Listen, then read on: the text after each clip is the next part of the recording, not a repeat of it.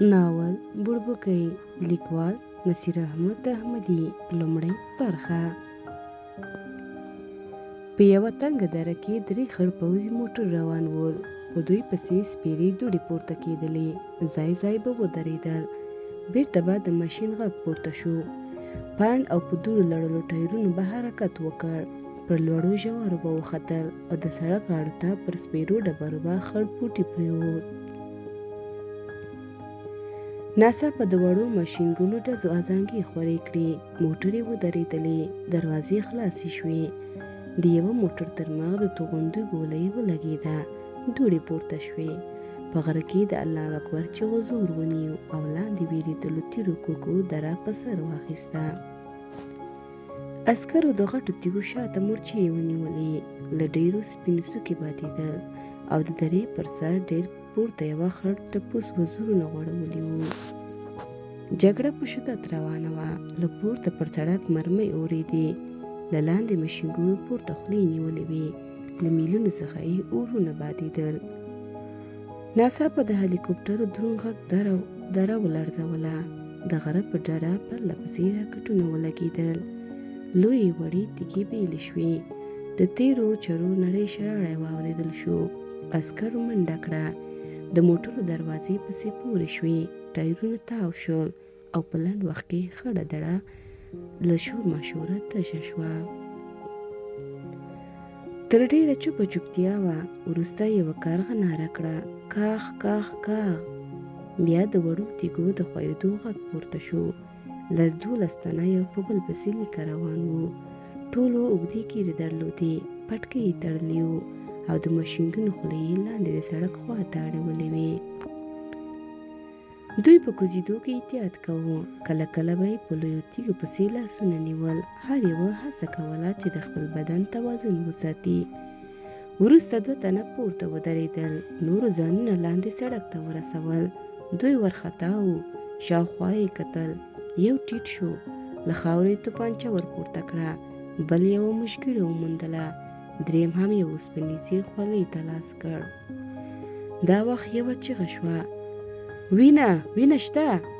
ټول یې ورته وکتل. څېرې یې ناهیلې وې. سړي لاړې تو کړې. تو! لعنت دې وي په دې سرکوز بچو! د یو بل شونډې وخوځېدې. دلته پاتې کېدل خطرناک دي. باید لاړ شو. یودم ډزې شوې. ولاړو کسانو منډه کړه. تر تیږو پټ شول. د ماشینګونو خولې پورته ونیولې. لوړ ولاړ ملګري یوې خوا ته ډزې کولې. وروسته یې چیغه کړه: کافر دی کافر! ویې ولئ! ناره شوه: چېرته؟ لمر خاته د هغې تیرې تر شا. د ماشینګونو خولې د پښې په خوا ته تاوې شوې. په اوږده ولاړه تیږه لسګونه مرمۍ ولګېدې. یودم چوپه چوپتیا شوه. پورته ولاړ سړي ناره کړه: تر اوسه لا هلته دی. له لاندې یوه چیغه پورته شوه: نو څه ته ګورې؟ ویې ولئ مردارې کوي. سړي په لوړ غږ وویل: له دې ځایه نه ښکاري. 3 تنه له خاورو پورته شول. لمر خاته خواته یې منډه کړه. نورو پر ولاړه پرې ښه ډزې وکړې. مقابل لوري کې غبرګون ونه ښود. یو ځل بیا چوپه چوپتیا شوه. یو راکټ ته مرمۍ ور واچوله. بل پر اوږه لاس ورکېښود. ورو یې ویل: ملګري مه ژوبلوه. پرخې ته نږدې دی. دا وخت د ولاړې ډبرې له یوه کونجه 2 لاسونه راووتل. وروسته یوه اوسپنیزه خولۍ لمر ته وبرېښېده. بیا اوږې، ټټر او ځنګنونه ښکاره شول. د پرخې تر څنګ یو عسکر ودرېد. هغه په بیړه خپل لاسونه پورته ونیول. یودم چیغه شوه. نږدې کسانو منډه کړه. یو د کلنشینکوف پر کنداغ وار پرې وکړ. د عسکر له خولې وینو داره وکړه. پړ مخې ولوېد. بل یې پر ملا ګونډې کېښودې. لاسونه یې شاته ور واړول. دا وخت نورو کسانو هم منډه ور واخیسته. د یو په لاس کې چاړه وه. نورو د مشګینو پر ماشو ګوتې ایښې وې. کله چې ډله ور ورسېده پر پراته عسکرو ور پرېوتل. د سوکانو او لغتو وار نه کېده. یو دروند سوک د عسکر ژامې ته سیخ شو. خولۍ یې له سره ورغړېده او پر خړو خاورو توړې سړې پرېوتې. یو چیغه کړه: نجلۍ ده! نجلۍ سترګې رڼې کړې. تته رڼا وه. لږ وخوځېده. په اوږه کې نری درد تیر شو. بیرته پرېوت، چته یې وکتل، تیرې ډبرې راوتلې وې. ورمېږ یې کوږ کړ، په یوه نمجنه سمڅه کې پرته وه. د پښو دربی یې واورېد، باړه یې سره ورستل، لنډه شېبه ووته، مخې سړې اوبه تویې شوې، سترګې یې رڼې کړې. دوه تنه یې سر ته ولاړ ول، یوه مشګینه ورته نیولې وه، د بل په لاس کې یو پلاستیکي خیرن سطل ښکارېده. یوه چیغه کړه: پورته شه! نجلۍ په راوتلو ډډو سترګو ورته وکتل. بل وویل: زموږ په ژبه نه پوهېږې؟ ټوپکوال شونډې وخوځېدې. په زور یې ولاړ کړ. سطل په لاس سړي وویل: نشم کولی، جلۍ ده. ټوپکوال د ټوپک په میله ووهله. نجلۍ کېناسته. سړي اشاره ورته وکړه چې له سمڅې ووځي. نجلۍ ولاړه شوه، د ملا درد ځای پر ځای کېنوله. بیا یې پر پښو زور راووست، 2-3 ګامه یې واخیستل، سر یې وګرځېد، په تیږه پورې لاس ونیو. سطل په لاس سړي وویل: نشې تلی؟ ټوپکوال په ملنډه ورغبرګه کړه: اوس به یې لارې ته راولم. یو دم یې د مشګینې کیټ کش کړ، چیغه یې کړه: زیږې غلبېل د کم. نجلۍ ولړزېده، په ړنګو ګامونو له سمڅې ووته. سترګې د لمر رڼا ته وبرېښېدې. شاوخوا یې وکتل، سپېره غر و. 5-6 وسلوال یو ځای پر یوه هواره تیږه ناست وو. کله چې نجلۍ ته وکتل، سرونه یې وځړېدل. د نجلۍ ځان ته پام شو. د ګریوان پاسنۍ 3 تړۍ شلېدلې وې او تور لاندې ویښته یې پر ټټر پراته وو. ورو یې د ګریوان دواړه خواوې سره وروستې. پر اوږه یې څه ولګېدل. یوه سپینه ټوټه یې پر سترګو پرېوته. اوږې ته یې لاس کړ، یو نری څادر و. شاته یې وکتل، تر څنګ یې پوره عمر پوخ سړی ولاړ و. له سپینې لونګۍ یې په نکریزو رنګ کړې سرې سړې راوتلې وې. په کیڼ لاس کې یې مشکینه ښکارېدله. نجلۍ په څادر کې ځان وپیچه. ولاړ سړي خپلو ملګرو ته اشاره وکړه. په ډډ نارینه غږ یې وویل: څه وایاست؟ د کوم وطن درته ښکاري؟ 2 تنه له تیږې راولاړ شول. ولاړ سړي ته نږدې ودرېدل. یو یې وویل: ما ولیده، پر مټې د امریکایانو ټاپه ده. بل په خبره کې ورولوېد: نه منم، امریکایان د بیزوګانو غوندې سره دي، خو دا له رنګه مونږوالو ته ورته ده. د تیږې له سره یو ناسوه ناره کړه: په کاپرانو که هر ذات پیدا کېږي، یوه ګولۍ وولئ او سپیو ته یې واچوئ. یو بل وویل: رښتیا وایي، تر څو به یې راسره ګرځوو؟ د سرو لرونکي سړي وویل: موږ باید خپل مشران خبر کړو. پرېکړه د هغوی په لاس ده. که یې ووژله او که له نورو بندیانو ورونو سره تبادله کوله. ما اورېدلي چې کفارو ته خپل کسان ډېر ارزښت لري. د یوه شونډې وخوځېدې. هر رنګه چې وي، خو له دې ځایه ورکه کړئ. په مرکز کې د دې ښځې موجودیت ښه نه دی. دنګ سړي په خبره کې ورولوېد: ابادي ته یې نشو وروستی، خطر لري. یوه شېبه غلی شو، وروسته یې سر پورته کړ. ورو یې وویل: یوه چاره به یې وکړو. سپي وغپل. یوه ځوان بړستن له سره لرې کړه، غوږ یې ونیو. ورو یې وویل: چغه؟ بېرته یې سر پټ کړ. د سپي غپېدا ډېره شوه. ځوان کېنه، سپي غپل.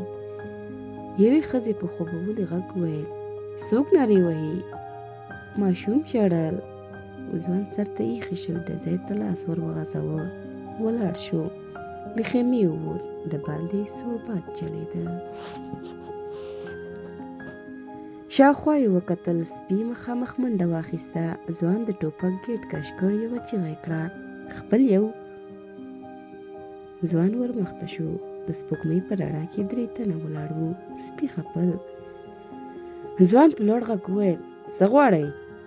ډډ نارینه غږ یې واورېد: یو امانت را سره دی. د چا؟ د پلار دی. ځوان ورو وویل: راځئ. 3 تنو په ده پسې حرکت وکړ. سپی ترې راګرځېده. قبل یې. ځوان خیمې ته ننوت. ورو یې وویل: څراغ بل کړئ. ورلګېد ولګېد. په کېږدۍ کې تته رڼا شوه. درې ورخطا ښځې په خپلو ځایونو کې ناستې وې. دوه ځوانې وې، بله هم بوډۍ. ماشوم هماغسې ژړل. د ځوان شونډې وخوځېدې. مېلمانه لرو. ښځه په خپلو ویښتو ټیکری ورکش کړ. ځوان په زور وویل راځئ. کېږدۍ ته درې تنې ورننوتل. بوډۍ په وېره وویل عسکر. ځوان په بیړه مېلمنو ته وکتل. دوی ټوپکونه تړلي وو. تر درېیمې یو سپین څادر ته و. پښې یې په لویو خړو عسکري بوټونو کې پټې وې. لاسونه یې شاته تړلي ښکارېدل. یوه وسلوال وویل په جګړه کې مې ونیوله. په کېږدۍ کې ناسته ښځو په حیرانۍ ورته وکتل. بوډۍ وویل ښځه ده؟ هو. دلته مو ولې راوسته؟ زوی دې راولېږله. ځوان مېلمنو ته د کېناستو اشاره وکړه. یوه یې وویل نه شو ماتل کېدی، امر دی، باید په شپه کې ځانونه مرکز ته ورسوو. ځوان له وسلوال سره د باندې و. سپي غپل. ځوان وویل دا بلا به تر څه وخته دلته یې؟ د یوه شونډې وخوځېدې. نه پوهېږو، احتیاط کوئ، څوک باید کوم بوی هم ونیسي. سړو حرکت وکړ. سپي منډه پسې واخیسته. ځوان بیرته کېږدۍ ته ورننوت. ښځې ته تر نابللې مېلمنې راګرځېدلې. هغې ته یې په حیرانۍ کتل. مېلمنه وارخطا وه. د څراغ ژېړې رڼا ته یې غټې سترګې ځلېدلې. پر لاندنۍ ډکې شونډه یې وچه وینه پرته وه. بوډۍ یو سوړ اسویلی ویست. ځوان ته یې وکتل. ویې ویل شېرګله دا خو خبرې نه کوي. ځوان مسک شو. شونډې وخوځېدې. زموږ په ژبه نه پوهېږي، پرنګۍ ده. ښځو په یوه خوله ویل څه؟ ځوان وخندل. ټوپک یې د کېږدۍ ټاټ ته ودروه. د باندې ووت. لنډه شېبه وروسته بیرته راغی. یوې نجلۍ په حیرانۍ وویل لالا د خړې پړې ډلې دې ولې دلته راوړې؟ ځوان د پړې یو سرناب د نابللې مېلمنې تر تړلو لاسونو تاو کړ. کلکې غوټې یې ور واچولې. بل سر یې په کېږدۍ کې د ولاړ موټر سایکل په ټایر پورې وتړه. ښځو په حیرانۍ ورته وکتل. ځوان په خپله بستره کې ننوت. ټوپک یې له ځان سره پټ کړ. ور وویل شپه پخه ده، سبا به سره غږېږو. ماشوم ژړل. د نجلۍ پر مخ یوه توده ساه ولګېده. بیا یې پښې غومبري تود لوندوالی احساس کړ. په بیړه یې سترګې رڼې کړې. تورو وربوزي ولید. یوه زوروره چیغه یې کړه. سپي کړنج وهل. نجلۍ ټکان وخوړ. پړی کش شو. موټر سایکل ډنګ شو. ځوان په منډه کېږدۍ ته ورننوت. یو اوږد ډنګ په ګوتو ورغی. سپی په ګړنجېدا د باندې و. بوډۍ غږ کړ څه خبره ده؟ ځوان وویل سپي وډاره کړه. بوډۍ کېږدۍ ته ورننوته.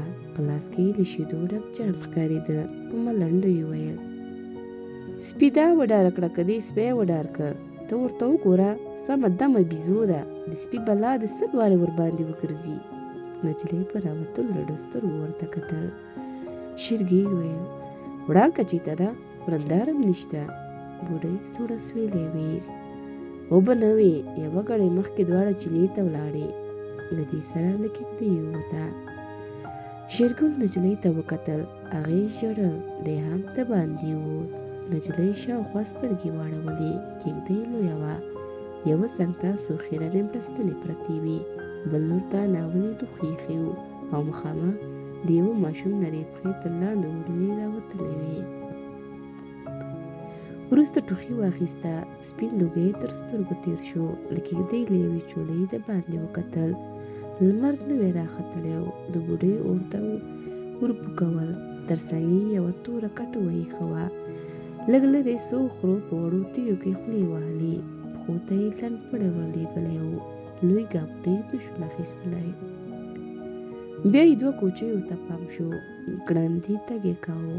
ګڼې ګردې لمنې یې خوځېدلې. شېبه وروسته یې کېږدۍ ته نږدې له یوې شا تورې خړې او اوبو ډک ژۍ ښکته کړ. وروسته یوه سیرلي ډکړه واخیسته. تر نغرۍ یې ټوپ کړ. بوډۍ تیږې پسې وویشته. څو ګامونه هاخوا شېرګل د یوې اوښې ورانه ته جارو ونیوله. وچ خوشه یې ترې لرې کړل. دی هډور ځوان و. لمر سوځولې څېره یې درلوده او په زنه پورې تار مړه ویښته ښکار نښتي وو. ناڅاپه په ټاټ پورته شو، کېږدۍ ته ژېړ رڼا ور ولوېده. اوس نو شمال لور ته پرتې ټیټې غونډۍ ښکارېدلې، په لمنو کې ګډې څپاندې ولاړې وې. یوازینۍ زاړه توت ته نږدې یوه رمه پنډه وه. وړانګه کېږدۍ ته ور ننوتله، نابللې مېرمنې ته یې وکتل، ور مخته شوه، د موټر سایکل له ټایره یې پړی خلاص کړ. نارینه غږ یې واورېد: په دې پرنګیانو دومره زړه سوی مه کوه. کوچي ور وکتل، په خواره خوله یې ویل: وبال لري. شېرګل وخندل: موږ هم اوبه یو راوړي. بېرته یې پړی په ټایر پورې وتړه. وړانګې څه ونه ویل.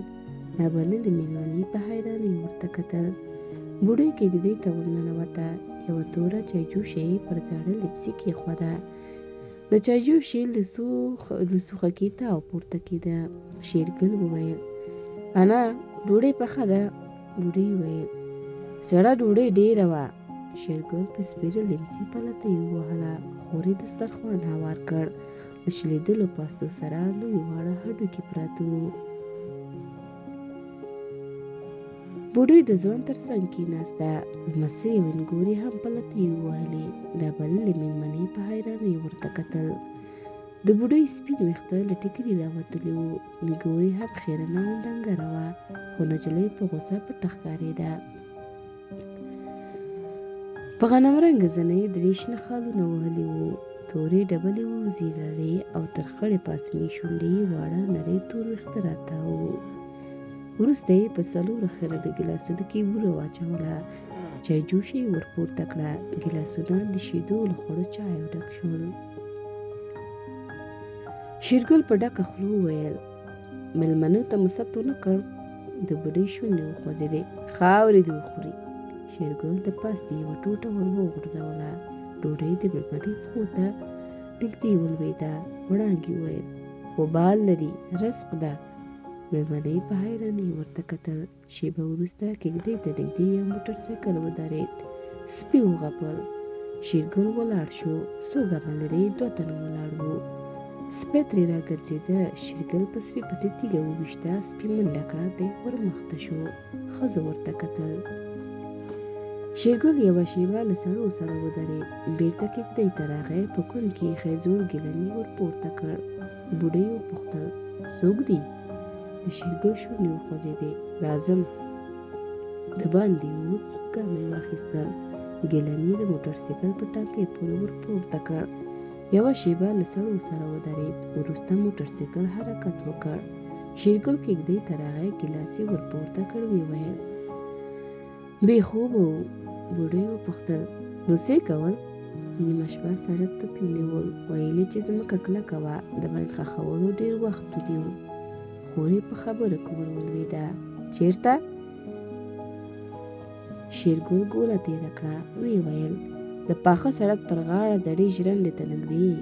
وروسته یې مېلمنې ته مخ ور واړوه. په خوند یې وویل: 2 ساعته بعد ستا د وطندارانو کتار تېرېږي. درز به یې واورې. مېلمنې په حیرانۍ ورته کتل. ښه شېبه ووته. په دسترخوان کې یوازې هډوکي پاتې شول. بیا کېږدۍ تشه شوه. ځوان په رمې پسې روان و. بوډۍ نغري ته نږدې په ولاړ ځګ کې مستۍ اچولې. 2 نورو کوچیو ناولو جامې پر یوه شاتوره خره بار کړې وې او چیني ته یې د تګ تیاری نیوه. غرمه وه. په کېږدۍ کې تود باد چلېده. ماشوم لغتې وهلې. پښې یې ککړې وې. بوډۍ د چکې د جوړولو په تمه په یوه ژېړه تیږه کڅوړه کې شړومبې اچولې وې.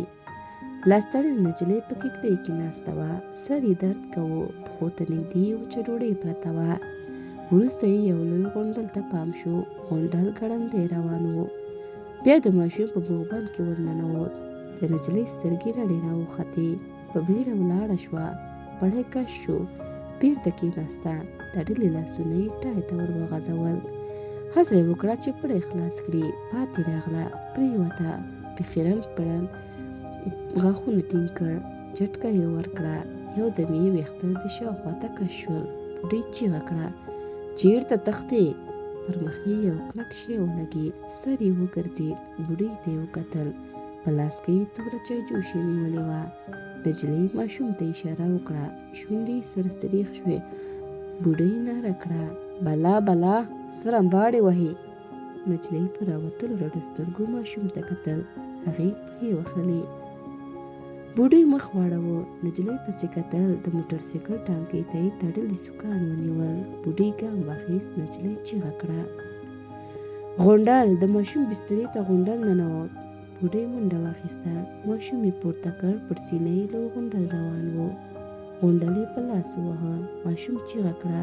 غونډل په لیمڅي ولوېد. بوډۍ او کل یې پرېښوده. لاس تړلې نجلۍ سترګې سره وروستې. سړه ساه یې واخیسته. ورپسې یو سوړ اسویلی یې ویست. بوډۍ په بیړه د ماشوم کمیس لرې کړ. د هغه لوزان ته یې وکتل. په زوټه یې ویل: یا پیره دستګیره را رسېږه. دا وخت زنګونه وشرګېدې. ډډ کوچنی غږ پورته شو: ارررې! بوډۍ ماشوم ور واخیست. په منډه له کېږدۍ یې ووته. نجلۍ پسې وکتل. د رمې په سر کې یو ښکارور سیرلی روان و. بوډۍ چیغه کړه: شېرګله! وا شېرګله! ځوان ناره کړه: څه خبره ده؟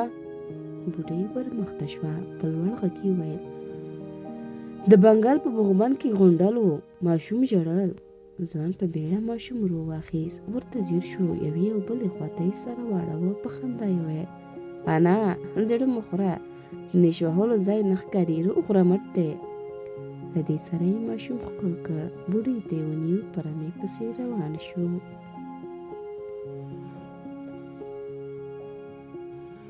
بوډۍ په یوه لویه ډبره کېناسته. ماشوم ژړل. لاس تړلې نجلۍ وچې سترګې ورته نیولې وې. ښه شېبه ووته. بوډۍ همالته ناسته وه. ځوان د یوه پسه وړۍ سکوللې وروسته وړانګه او د هغې ورېنداره ښکاره شول. دوی په یوې خرې پسې روانې وې. د خرې پر شا له پرتو جامو څاڅکي څاڅکي اوبه څڅېدلې. بوډۍ مخې ته ورغله. لنډه شېبه سره ودرېدل. لاس تړلې ښځې ورکتل.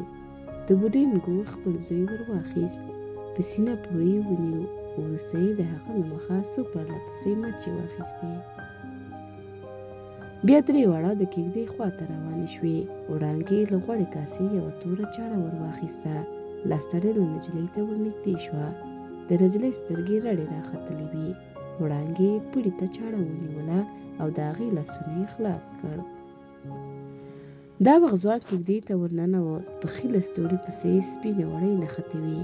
په غولي پرته شلېدلي پړي ته یې کتل. بوډۍ وویل: ها، دا دی؟ ځوان سترګې ور واړولې. په لیمڅي پورې یو تور غونډل چښتاړی و. یوازې یوه ببره پښه یې خوځېدله. ځوان وویل: په پرنګیانو کې هم ښه خلک پیدا کېږي. کوچیانو وخندل.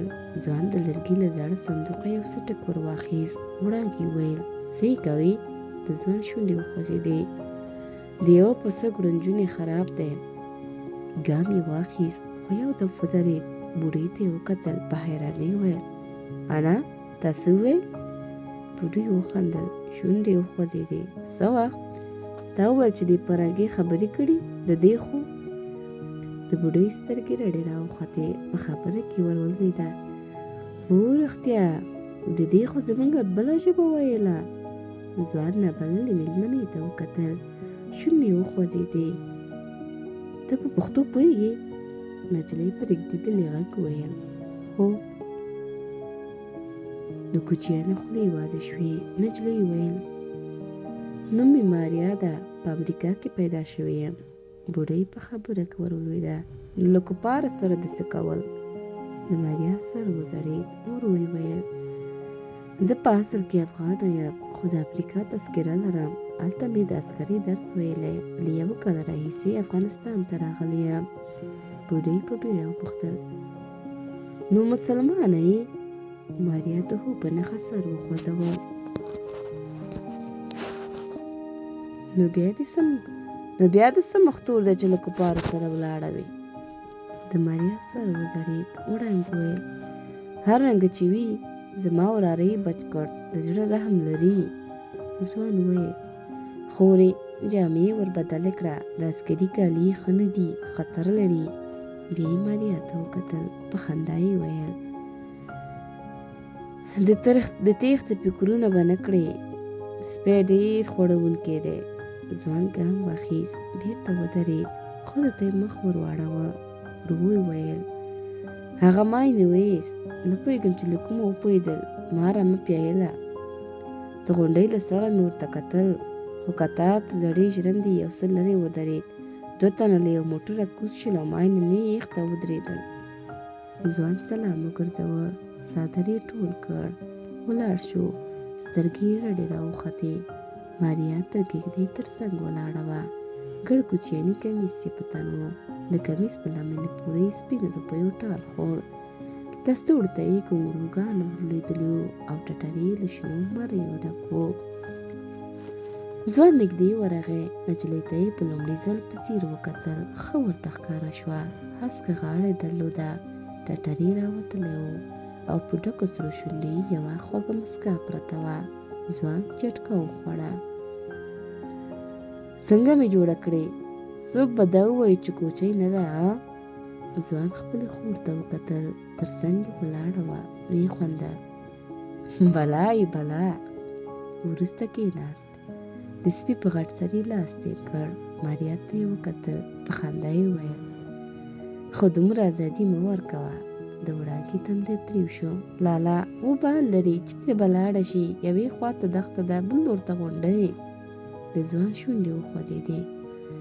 احتیاط یې هم ویلی. مخ یې واړاوه. د رمې خوا ته روان شو. وروسته یې یو لوی پسه له ځمکې پورته کړ. پرې یې ایست او د پسه د وړیو په څکولو بوخت شو. ښه شېبه ووته. بیا یو سیوری ورباندې ورغی. پورته یې وکتل.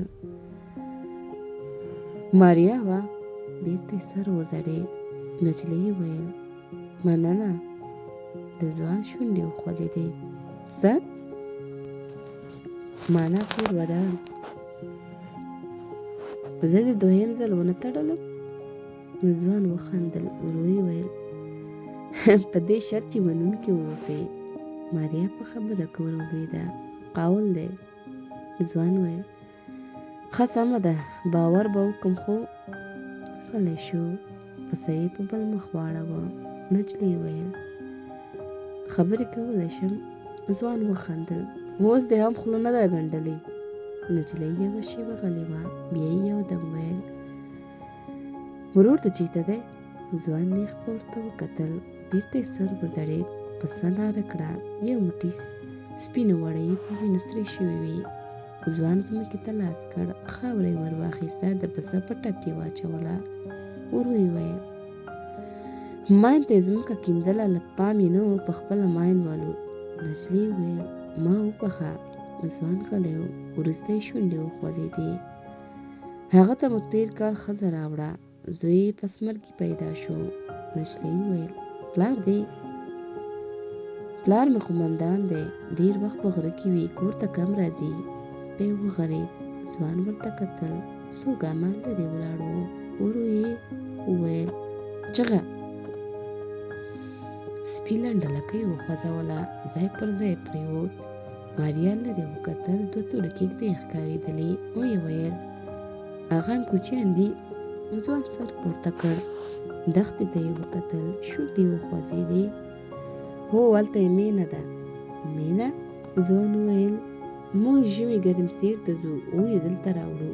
د کوچیانو مینې معلومې دي، داسې لکه جای چې له کوم د کلي څخه معلوم وو. څوک دا حق نه لري چې د بل په مینه کې ور واړوي. ځوان غلی شو. په بیتي پورې نښتې وړۍ یې لرې کړه. ورو یې ویل خړ ځایونه مو هم سره ویشلي دي. هر قوم خپل خړ څړځایه معلوم دی، بل ځای رمې نشي پیولی. ځوان غلی شو. نجلۍ وویل لاړم. ځوان وړۍ سکوللې. نجلۍ یوه شېبه ودرېده. ځوان ورته کتل. وروسته روانه شوه. سپي سر پورته کړ. نجلۍ ته یې وکتل. بېرته یې د مخکنیو غځېدلو پښو په منځ کې وربوس کېښود. ماریا یوه جونګي ته ور وګرځېده. چونګي هسکه غاړه نیولې وه، ژامه یې خوځېدله، شخوند یې واهه. یوه شېبه له جونګي سره ودرېده، بیا یې وړانګې ته پام شو، پیاز یې وړول، ورغله د هغې تر څنګ کېناسته، ورو یې ویل: په اشپزي کې څنګه یې؟ څه؟ دې کولی شې؟ وړانګې وخندل، لنډې غټې سترګې یې ور واړولې، ورو یې ویل: په ښوروا کې تکړه یم. ماریا کاسې ته وکتل، د پیازو په خوڅو شویو ځایونو باندې د چړې تورې خیرې ښکارېدلې. دا وخت یو غږ شو، دوه ټیټې هلیکوپټرې راغلې. ځوان منډه کړه، ماریا یې تر مټ ونیوله. دواړه کېږدۍ ته ننوتل، دروند غږ کېږدۍ ولړزوله. ماشوم وچونګې. ځوان سوړ اسویلی ویست، د ماریا سترګې راټخډلې وې. بوډۍ د هغې انګور او وړانګه کېږدۍ ته ورننوتې. دوی ورخطا وې. ځوان ماریا ته مخ ور واړاوه، ورو یې ویل: ته به مو په بلا وخورې. ماریا په حیرانۍ ورته وکتل. وړانګې په خواره خوله وویل: تیارې وې، تېره شوې. ځوان چیغه کړه: پلار مې ولې خپله کورنۍ په بلا خوري؟ بل ځای نه و؟ یوه شېبه غلی شو، بیا یې ورو وویل: باید احوال ورکړم، دا نجلۍ دلته نشي پاتې کېدی. ماریا په منډه له کېږدۍ ولاړه، لرې په یوه لویه ډبره کېناسته. دښتې ته یې وکتل، لویه دښته وه، پای یې نه معلومېده. تر یوه ځایه خړې څپاندې ولاړې وې. وروسته سپېرې شګې ښکارېدلې، بېرته یې سر وځړېد. تر یوې وړې تیرې څرمښکۍ خړه لکۍ راوتلې وه، څنګ ته یې تور مېږیان لیکه روان وه. یو دم یې پر اوږه لاس ولګېد، ور مېږي کوږ کړ، څنګ ته یې وړانګه کېناسته، تر ډېره غلې وې. وروسته ماریا په ژړغوني غږ وویل: هغوی به مې ووژني. وړانګې د نجلۍ پر وانه لاس کېښود، شونډې وخوځېدې. غم مه کوه، زه خو یم. ماریا د هغې پر اوږه سر ولګاوه، یو دم یې وژړل. وړانګې د نجلۍ په تورو ویښتو کې ګوتې تېرې کړې وې. ورو یې ویل: زړه دې غټ ونیسه. ماریا ژړل.